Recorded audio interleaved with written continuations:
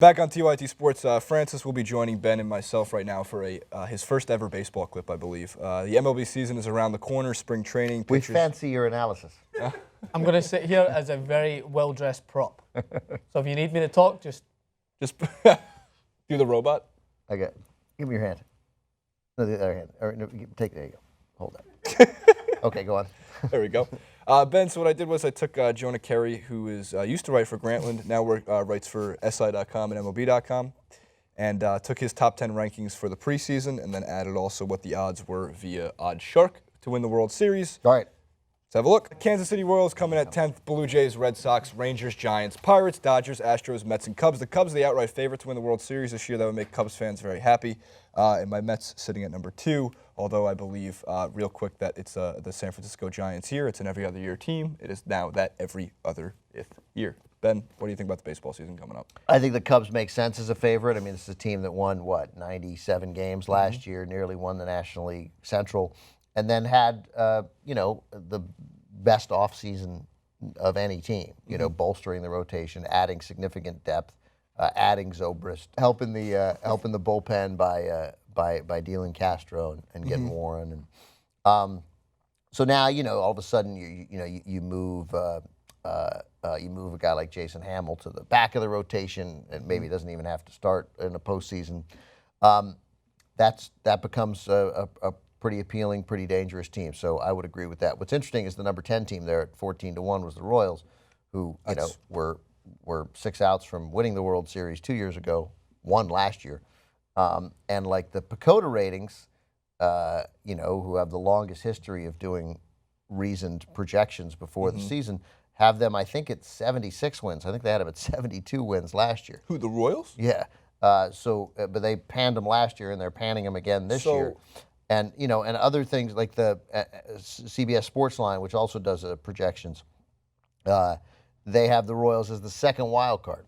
So no one, because on paper it's a team that on paper doesn't work, but has worked the last 2 years. But that's a pretty small sample size. That doesn't mean that they're forever gonna exceed their expectations. Let's see the rest of the list. But anyway, it's interesting that the Royals, again, a team that was good and brought back Alex Gordon.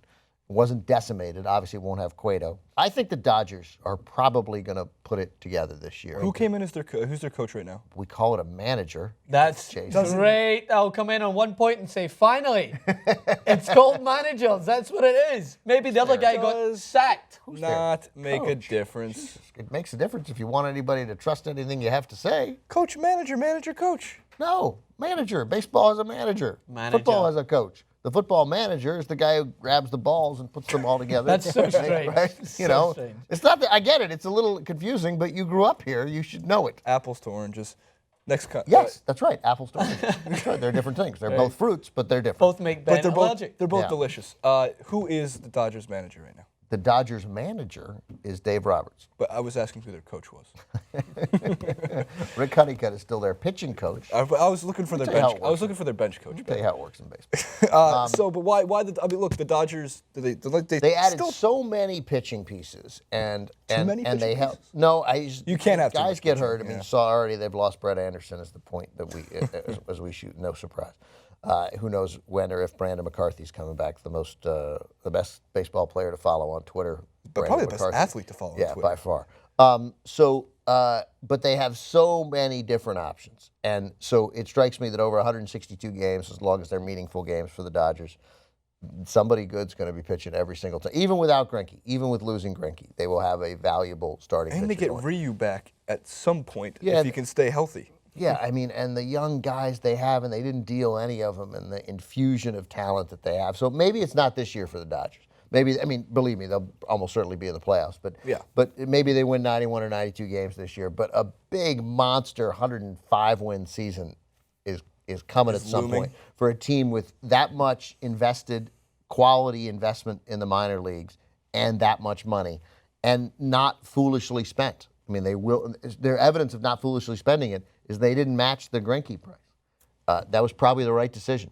A really hard decision, but probably the right decision. So I like the Dodgers. I like the depth. Teams need depth. That's why I like one of the things that Oakland has done right is develop all this depth. They don't have the talent of the Dodgers, but so I like the Dodgers. I like the Cubs in the National League.